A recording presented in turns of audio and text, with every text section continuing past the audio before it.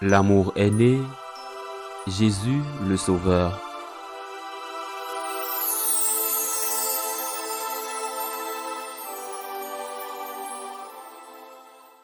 Jésus était né à Bethléem en Judée au temps du roi Hérode le Grand. Or voici que des mages venus d'Orient arrivèrent à Jérusalem et demandèrent: Où est le roi des Juifs qui vient de naître? Nous avons vu son étoile à l'Orient et nous sommes venus nous prosterner devant lui. En apprenant cela, le roi Hérode fut bouleversé et tout Jérusalem avec lui. Il réunit tous les grands prêtres et les scribes du peuple pour leur demander où devait naître le Christ. Ils lui répondirent: À Bethléem en Judée, car voici ce qui est écrit par le prophète. Et toi, Bethléem, terre de Juda, tu n'es certes pas le dernier parmi les chefs-lieux de Juda, car de toi sortira un chef qui sera le berger de mon peuple Israël. Alors Hérode convoqua les mages en secret pour leur faire préciser à quelle date l'étoile était apparue. Puis il les envoya à Bethléem en leur disant: Allez vous renseigner avec précision sur l'enfant, et quand vous l'aurez trouvé, venez me l'annoncer pour que j'aille moi aussi me prosterner devant lui. Après avoir entendu le roi, ils partirent, et voici que l'étoile qu'ils avaient vue à l'Orient les précédait jusqu'à ce qu'elle vienne s'arrêter au-dessus de l'endroit où se trouvait l'enfant. Quand ils virent l'étoile, ils se réjouirent d'une très grande joie. Ils entrèrent dans la maison, ils virent l'enfant avec Marie sa mère, et tombant à ses pieds, ils se prosternèrent devant lui. Ils ouvrirent leurs coffres et lui offrirent leurs présents, de l'or, de l'encens et de la myrrhe. Mais avertis en songe de ne pas retourner chez Hérode, ils regagnèrent leur pays par un autre chemin. Acclamons la parole de Dieu.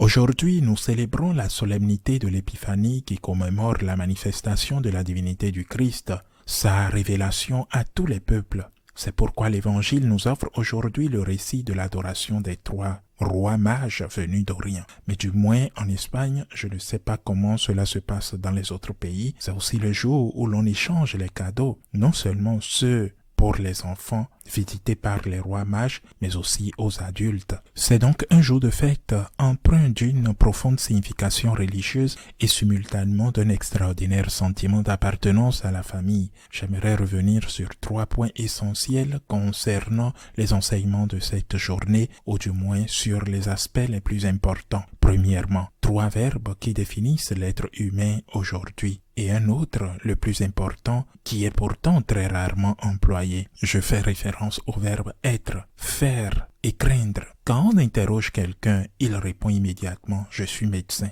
je suis ingénieur, je suis femme au foyer, je suis avocat, etc. L'emploi de je suis est incorrect. Il faudrait dire je fais. J'agis en tant que médecin, j'agis en tant qu'ingénieur, j'agis comme, en utilisant le verbe faire. Car ce médecin ou cette femme au foyer, la femme au foyer est peut-être différente, mais le médecin, l'avocat, l'ingénieur, le maçon, le plombier, une fois leur travail terminé, ils le sont encore même s'ils n'exercent plus leur métier. Un autre verbe souvent employé à tort est le verbe avoir. Je suis dans la mesure où j'ai. Je ne suis pas seulement dans la mesure où je fais, mais je suis dans la mesure où j'ai. J'ai de l'argent. Je suis quelqu'un, j'ai de l'influence, je suis quelqu'un, j'ai de la célébrité, je suis quelqu'un, j'ai la jeunesse, je suis quelqu'un, j'ai la culture, je suis quelqu'un. Mais la célébrité, la jeunesse, l'argent, tout cela passe, tout peut passer, et la jeunesse également, tout passe. C'est pourquoi nous devons vraiment nous interroger sur qui nous sommes.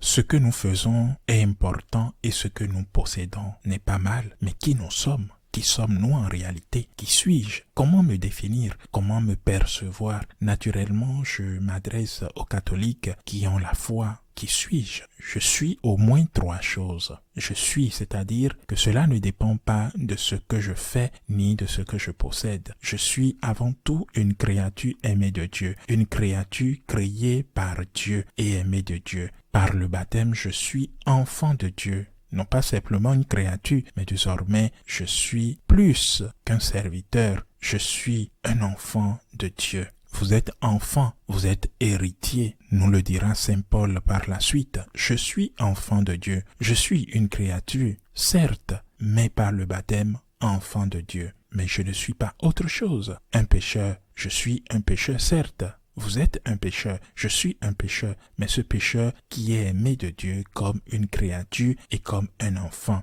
et désire donc être sauvé par Dieu. Je suis un pécheur plein d'espoir, avec l'espoir que l'amour de Dieu me sauvera, non pas parce que je suis si fort, si puissant, prétendre que je serai capable de me sauver moi-même. Je suis quelqu'un qui a besoin de l'amour de Dieu, qui sait ce qu'il possède, mais qui connaît aussi ses limites, ses faiblesses. Je suis cet être, cette créature, cet enfant, ce pécheur plein d'espoir, cet être médecin ou femme au foyer, riche ou pauvre, jeune ou vieux, en bonne santé ou malade, je suis tout simplement. Et cet être le plus profond de mes actions ou mes possessions, je ne peux qu'être ce que je suis. Pourquoi cette histoire ? Il y a longtemps, une chanson que j'ai chantée d'innombrables fois a commencé à me taper sur les nerfs et à me déranger. Et je l'ai chantée un nombre incalculable de fois. C'est une chanson du compositeur espagnol Cesario Gabrián. Elle dit « Tu es arrivé au rivage, tu n'as cherché ni sagesse ni richesse. Cela a commencé à me tracasser. Comment a-t-on pu ne pas rechercher la sagesse ou la richesse? Jésus ne cherchait-il pas les sages? Ne cherchait-il pas les riches? Le Seigneur ne cherchait-il ceux qui ne savent ni lire ni écrire ou ceux qui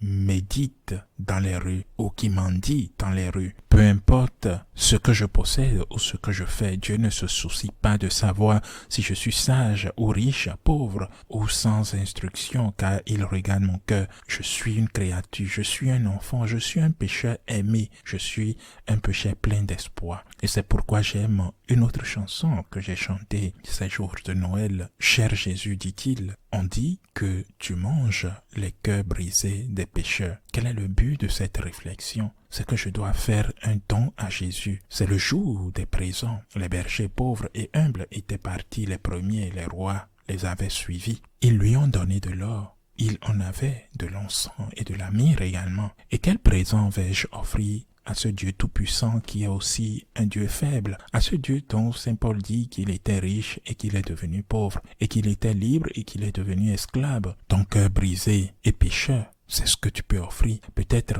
n'as-tu pas le verbe, l'argent, n'as-tu pas autre chose à offrir? Ou peut-être que si, peut-être que vous ne ferez pas de choses importantes qui entreront dans l'histoire. Vous, femmes au foyer, peut-être que vous n'aurez jamais, ou peut-être que vous ne ferez rien du tout, mais tu l'es. Tu l'as déjà, Jésus, et il t'accepte comme tu es, et c'est ce que tu dois lui offrir. Ton cœur brisé de pécheur, c'est-à-dire un cœur repentant, un cœur qui dit « Seigneur, je t'aime mais si peu, Seigneur, je veux t'aimer plus et je veux t'aimer davantage chaque jour. Aide-moi à t'aimer davantage. Voici ton don, ton cœur repentant, ton cœur brisé. » On dit que tu te nourris des cœurs brisés des pécheurs. Offrez à Jésus votre cœur repentant. C'est le trésor que vous possédez et qu'il attend de vous.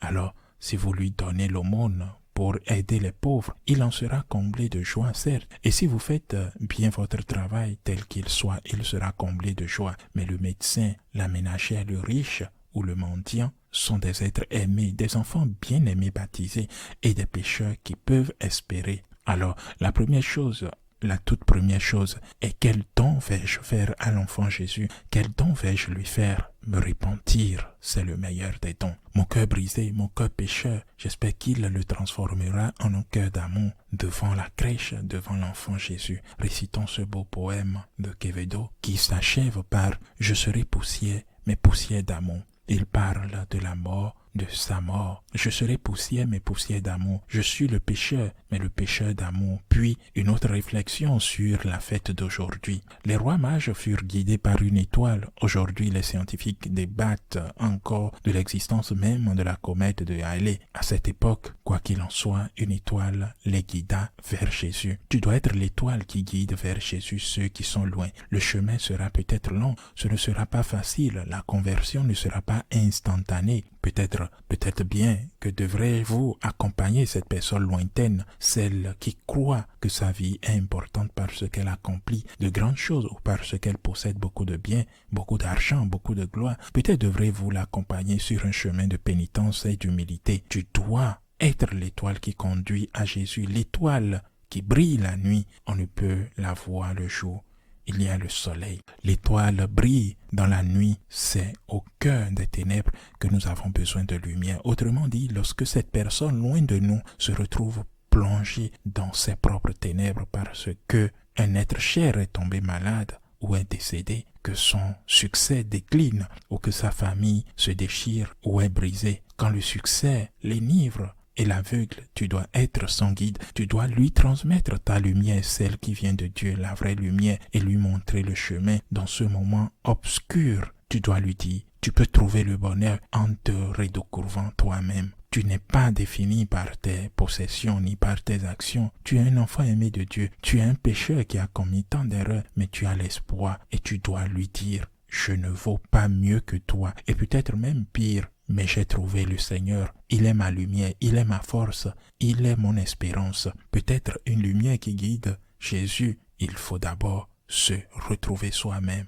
Seigneur, fais-moi me connaître, disait Saint Augustin, et fais-moi te connaître.